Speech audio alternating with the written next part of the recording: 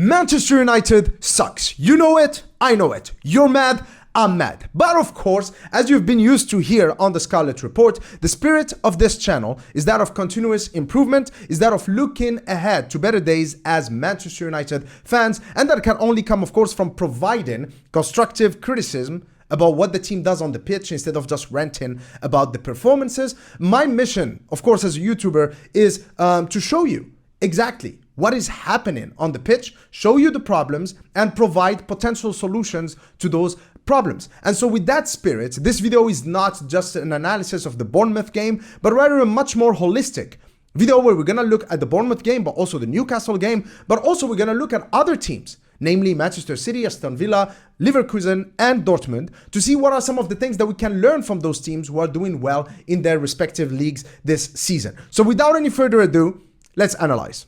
All right, so let's start analyzing some footage. This is, of course, from the Bournemouth game, but what I want to focus on right here is a signature move that this Manchester United team tries to perform and execute every time this season under Erik ten Hag, that sometimes they are able to pull off with some really good results, but more often than not, it actually causes us to concede goals. And so we're going to talk about that signature move right here. I'm going to show you why it's a good move and also why it's a bad move and what we can do to actually improve it. So let's look at this. This is how we conceded the first goal against Bournemouth. So obviously we win the ball in a very good position. Amrabat right here keeps the ball. Bruno Fernandes goes towards Scott McTominay with the long ball. Now Scott McTominay right here, he's got acres of space and he should be ready for what's coming next, but he's not. Luke Shaw right here who looks casual, Amrabat as well, who really disappointed me in this goal. Both of them are going to be taken by surprise. So the ball goes towards McTominay and then he just loses this duel right here. He's not supposed to lose it. And Bruno Fernandes, his pass right here is also not the best option. Should have gone for Reguilon instead. But anyway, he went for Scott McTominay. Good anticipation from Bournemouth right here. They win the ball. Now here, Amrabat is taken by surprise, so is Luke Shaw. But that's still not an excuse because Amrabat's job right here is to stop this cross from coming in. And the reason why I'm tough on Amrabat, you may not remember it, but as a Moroccan, I remember that amazing 40-yard long busting run that he did during the semifinals in the World Cup against France to tackle Kylian Mbappe out of all people. So he's capable of that. And yet here, just a 10-yard run, just get in his face. Don't let him put in this cross. He didn't do it. That was really disappointing on Amrabat. So poor pass from Bruno Fernandes. Scott McTominay loses the ball. Amrabat does not anticipate well. And of course, Luke Shaw right here also. Look, he does not cover the cross right here. Here, just put in a slide-in tackle. Look, just a slide-in tackle, Luke. And that's it. This would not have been a goal. And then here, of course, Harry Maguire can't do much about it. Neither can Onana. Solanke, I have to say, very underrated striker. Really good finish. 1-0 Bournemouth. But here we're going to see how the same move, we kept on doing it throughout the game. We did it also against Newcastle. I'm coming to that. For devastating results. Look at this, for example. Again, same thing. Reguilon picks up the right pass. Look at this. You have a box of 4 Bournemouth players. This is the good pass. However, Scott McTominay is going to fuck it up. Look at this. He gets the ball. He's surrounded by these 4 players. Just be composed. Make better decisions. No, he goes towards Bruno Fernandes. That's a weak pass. Now, again, look at this. Both Reguilon and Luke Shaw are again taken by surprise, and then the ball comes in. They are not ready to deal with it. Reguilon is playing the Solanke onside right here. He gets the ball. Harry Maguire cannot get in position in time, and then that should have been 2-0 Bournemouth because of a stupid mistake again. What is stopping us from making good decisions? If we actually get back to that pass, oops, let's get back a little further. Okay, here. If that pass had succeeded, we were actually going to be in a good position to create a chance. Bruno Fernandes could cut inside and then play it forward here towards Amrabat, who could, with the through ball, find either Anthony Martial or maybe Anthony. But it didn't happen. Instead of us going on to create a chance, no, it was Bournemouth who came close to scoring the second goal. The next sequence, oops, if we move forward, okay, here, the next sequence, now this is the sequence that has led to Bournemouth's second goal. Luke Shaw again going with the speculative long ball. He didn't have to play this ball. He didn't have to play it. Just go back to Maguire. Let's recycle possession. We were still in the game. We were the better team at this point. Let's keep doing what we are good at. Let's recycle possession. Let Bournemouth come at us until we find good opportunities. No, he goes long. And then here, what is interesting is Højlund. Højlund, even though he's not scoring in the Premier League, even though he hasn't scored yet, he has really impeccable off the ball movement. Here, his move was to go in behind the defensive line. And he's pacey. He's athletic. He can definitely pull it off. Luke Shaw, who is left-footed, should play the ball here because he's hitting it with the left foot. Then it's going to go inside towards Højlund's run over here towards him, getting him closer to goal. That could have been a very good opportunity. Why did he play this ball right here? He was really disappointing, Luke Shaw, this season, and especially this game. Anyway, we lose the ball. And then now, Luke Shaw has to get back. Again, he's getting back towards Justin Kluivert, which again doesn't make sense because the danger is right here. Billing is the danger. Kluivert has got McTominay. There is Harry Maguire in front of him. There is Dalot over there. Anyway, the ball goes in. Now he has to backtrack with Billing behind him. He cannot see him. Great cross right there. He is behind him. He's much taller than he is. That's it. 2-0. And again, I have to say this. Between the Solanke and the Billing goal, just how clinical this Bournemouth team, in contrast to us. When they have a half a chance, they can turn it into a goal. We don't, okay? Now, let's look at the game against Newcastle because the same thing repeats itself. Kobbie Mainoo right here finds a really good pass. He's playing it strongly again, looking like Clarence Seedorf, taking out 4 Newcastle players with a pass. It goes towards Bruno Fernandes, but then look at this. We were possibly in a very good position. Bruno Fernandes towards Garnacho, Dalot over here, Anthony Martial. This was Lascelles, their centre back. That means they were in clear danger. But look at him, decisive, strong in the tackle, just takes out Bruno Fernandes. Great aggression and determination from him to win the ball. Now let's look at us. This was in the same sequence. The same sequence. Lascelles gets the ball, and then he plays a forward ball toward Isaac. Look at how much time he's got. Look at how much time he's got. That's it. There is no pressure, not the same aggression whatsoever. And here, the best player that I can choose to kind of portray our lack of determination and hard work is, of course, Marcus Rashford, which I'm going to talk about. But before that, let's look at the goal that Newcastle scored. Again, just like against Bournemouth, a long speculative ball towards Garnacho. Look, Garnacho is coming back from 20 yards back. Who thought that this would be a good ball? Why are we even playing this ball? Again, we end up losing it. We get counter-attacked. Look at this. Our players are not positioned well. They are not ready to deal with this. The ball goes in. Now look, what I like about this, what I like, and I'm being sarcastic here. Look at Aaron Wan-Bissaka. So Gordon is behind him. And then, of course, when the goal happens, Gordon is way ahead of Aaron Wan-Bissaka. Again, not being able to track the man in behind, just like Luke Shaw in the goal against Bournemouth. But again, look at this, same thing. You find yourself in this situation, Dalot should have blocked the cross. Harry Maguire is out of position. It's just so much poor defending, so many individual mistakes done in succession, one after the other. You cannot build anything when your players cannot perform basic defending tasks. Now, of course, the one player that portrays this new Manchester United, this Manchester United that lacks guts and lacks a spine and hard work, is of course Marcus Rashford. This really angered me. I usually don't call out players, but this, what he showed against Newcastle, this is unacceptable to me. Unacceptable. I am livid at this. Look at this. He gets beaten by Livramento. Look at what he does. That's it. What is this? If this was five-a-side football and my teammates did this, he'd be out of the pitch. He'd be out of the pitch. I'd push him out of the pitch. What is this? This is disrespectful to his teammates. Never mind the fans. Never mind the supporters. Never mind the club who is paying his wages. This is disrespectful to his teammates. If I'm putting on a shift, you have to put in a shift as well. No, he doesn't. And that's it. What is this? And now let's look at another sequence. Look at this. Marcus Rashford is right here. Livramento. Easy pass into space. Aaron Wan-Bissaka for some reason. Aaron Wan-Bissaka, what are you doing, man? For some reason, he's here. I don't know why. Marcus Rashford, look at him. He realizes that there is no one in here. And he just stops, hops, as in, guys, go and chase after Livramento. That's your job. I'm just here to score goals. Look at this. What is this? That is twat behavior, Marcus Rashford. That is extremely disrespectful. And no wonder now Erik ten Hag is not starting him. And I think that should continue until he gets his shit together.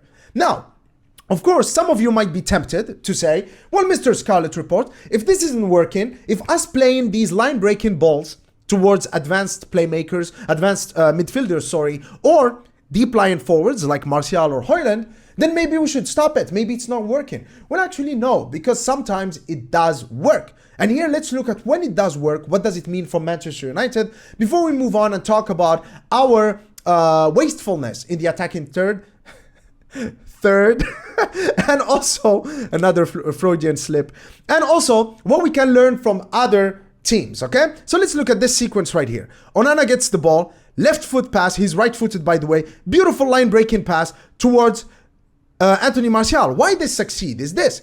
First of all, the pass from Onana is on point, but also Anthony Martial is ready for it, and he's ready for the fight with Barnier right here.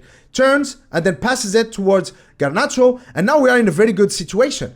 That beautiful pass to a deep line forward, he turns and then sets off wingers like Garnacho, Anthony, attacking midfielders like Bruno Fernandes, etc. This is a beautiful strategy. Passes it to Scott McTominay. We were in a good position. Here, with better decision making, more composure from Scott McTominay, we could have scored a goal or at least had a shot on goal. Wastefulness. Now let's look at another situation right here. The ball goes in towards Luke Shaw, and then here he executes a very good pass.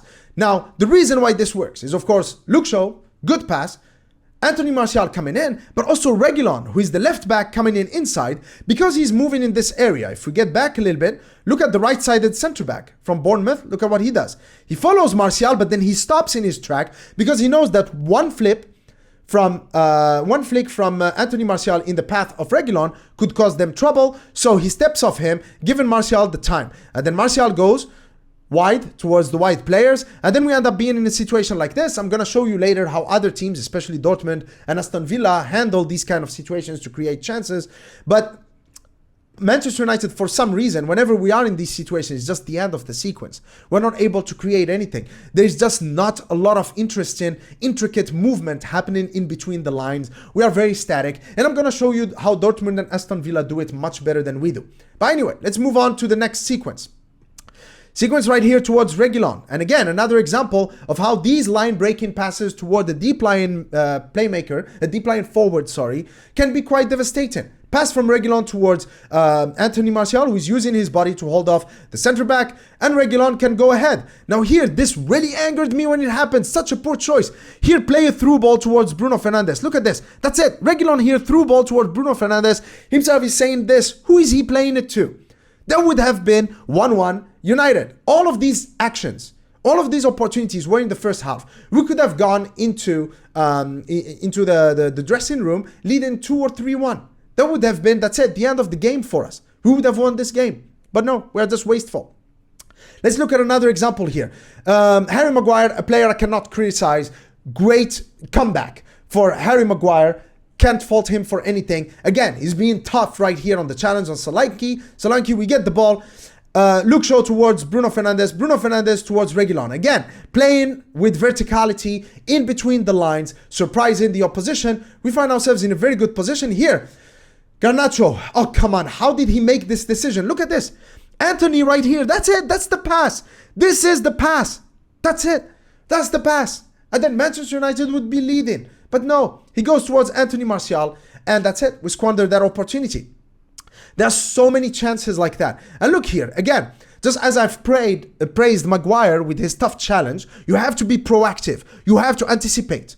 Luke Shaw does the same thing. So our players are capable of that. They just don't do it consistently. Now look at this man, Dalot, what he's going to do. So as Amrabat is recycling possession here with Reguilon, Dalot is moving forward. Look at him. He's even signaling with his arm.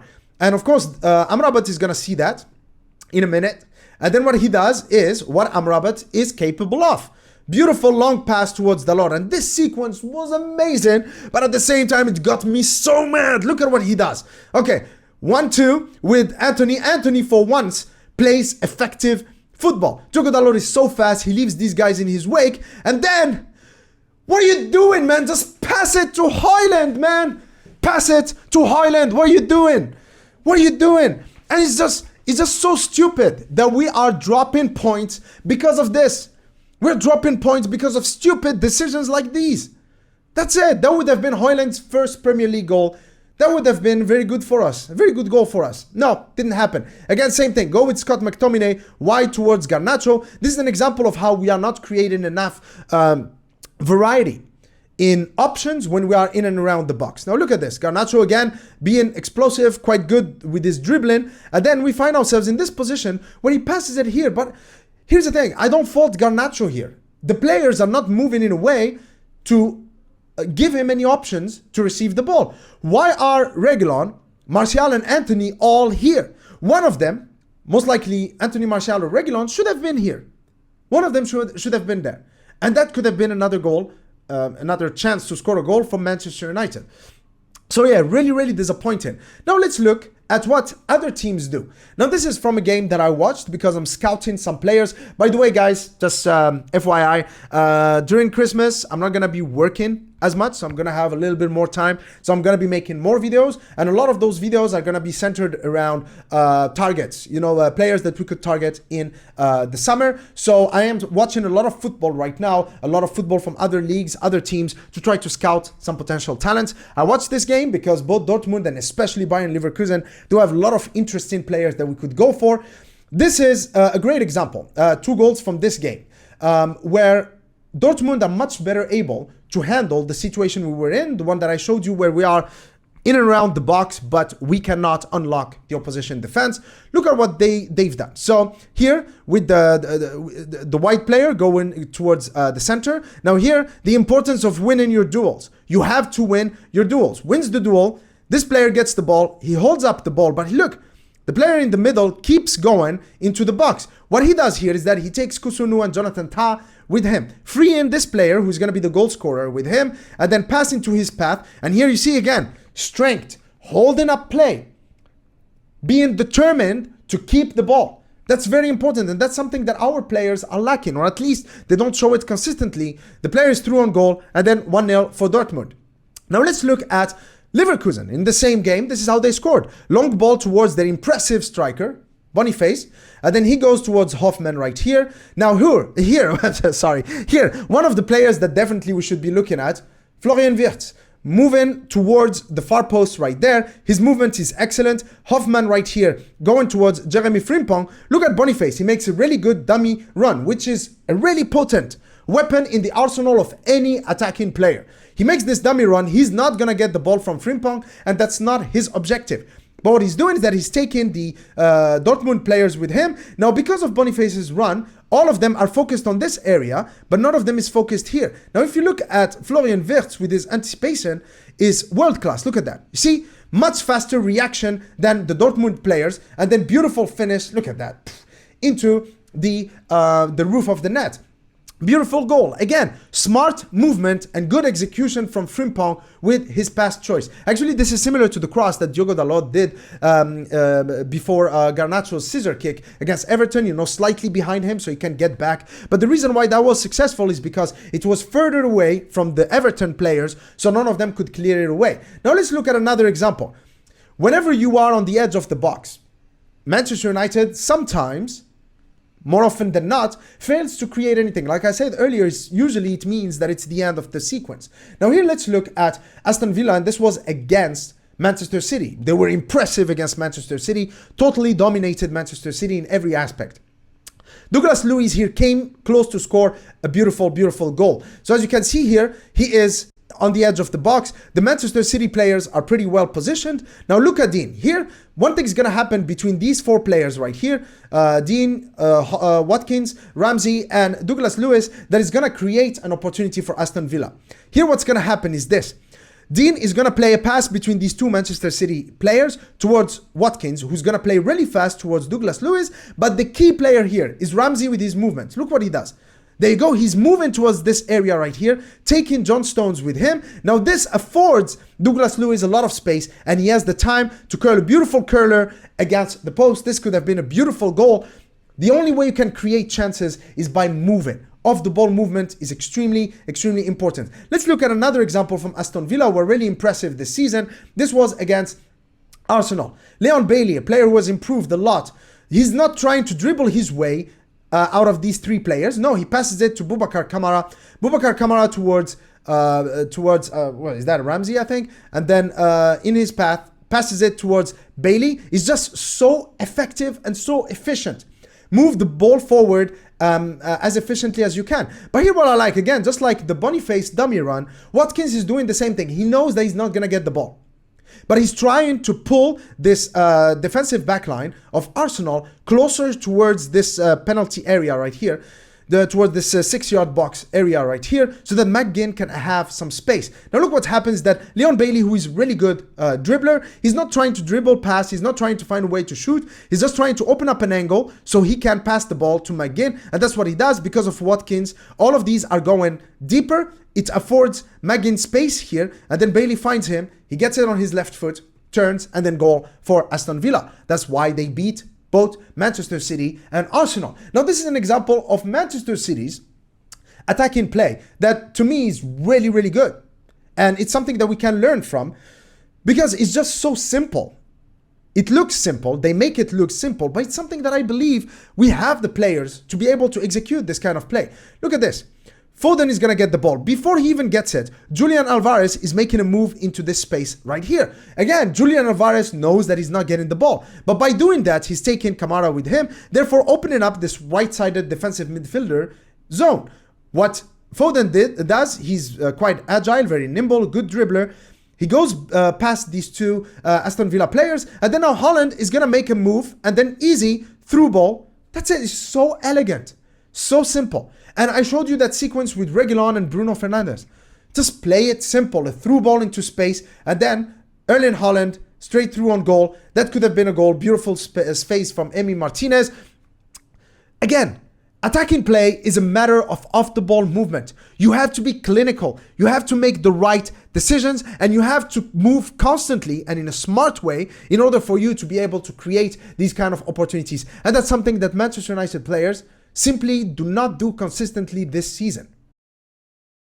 Alright, so while I'm not really satisfied with the results that we're getting and with some aspects of our performances on the pitch, there are still some good positives to take away from every Manchester United performance regardless, because it is clear to me that Erik ten Hag is definitely trying to implement things, but they don't work every time because the players are not consistent with how they perform on the pitch. Now, we cannot just look at what's happening on the pitch. To me, what's happening on the pitch is a manifestation of off-field issues. There are a lot of components of what makes a great football club that are not working properly or the way they should be at Manchester United. And what we see on the pitch is just a manifestation of that. It's not the problem, it's a symptom of a much bigger problem. I'm not gonna get to it in this video, but I promise you, I'm gonna be making a video about our off-the-field issues and how they affect our on-field performances. So I hope that you've enjoyed this tactical analysis. If you did, please leave a comment in the comment section below, a like, share it with your friends. Until next time, cheers.